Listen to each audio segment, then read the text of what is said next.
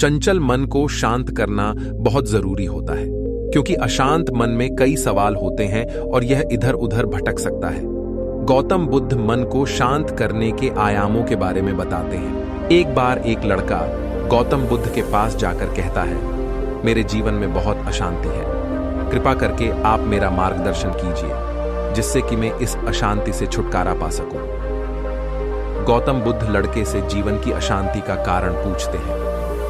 लड़का उत्तर देता है, अत्यधिक विचारों के कारण मेरे भीतर बहुत सारे विचार आते हैं जिससे मेरा मन अशांत रहता है। बुद्ध मुस्कुराते हुए कहते हैं, ऊपर आकाश की ओर देखो और बताओ कि तुम्हें सूर्य दिख रहा है। लड़का ऊपर देखता है और कहता है, धूप दिख रहा है। बुद्ध उससे पूछते हैं कि अगर तुम लगातार धूप में खड़े रहोगे तब क्या होगा?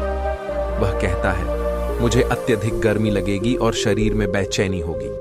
बुद्ध लड़के से कहते हैं कि अगर धूप में खड़े रहने से तुम्हें गर्मी लगती है तो इसमें दोष किसका है, सूर्य के ताप का या तुम्हारा?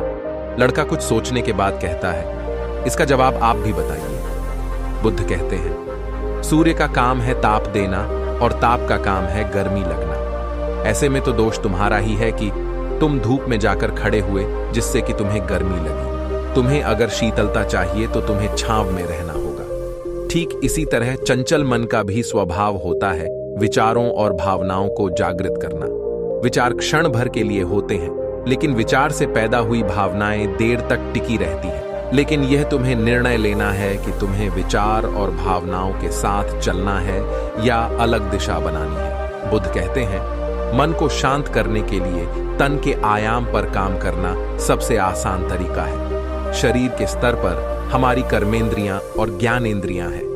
कर्मेंद्रियां कर्म और ज्ञानेंद्रियां ज्ञान से जुड़ी होती हैं। इससे हम अपनी संवेदनशीलता को बढ़ा सकते हैं, यानी हम जो भी काम करें उसे आनंद के साथ करें। मन के आयाम से हटकर तन के आयाम पर जाने से ही तुम्हारा चित्त शांत होगा। ऐसा करने से तुम मन के आयाम से हटकर शरीर के आयाम पर आ जाओगे। ठीक उसी तरह जैसे तुम धूप से हटकर छांव में आ सकते थे, मन के आयाम से हटने पर तुम्हारी जागरूकता तन पर आ जाएगी। जब तुम तन के आयाम पर काम करोगे तब तुम्हारा चित्त शांत होगा।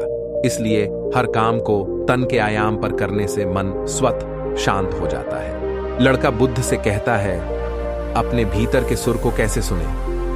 बुद्ध कहते हैं, किसी शांत स्थान पर रहकर जहां शांति हो, तब अपनी आंखें बंद करो और मन के भीतर चल रहे शोर से हटकर भीतर के सुर को सुनने की कोशिश करो। सुर निरंतर चलता रहता है, लेकिन बाहर के शोर के कारण तुम अपने मन के भीतर चल रहे सुर को नहीं सुन पाते हो।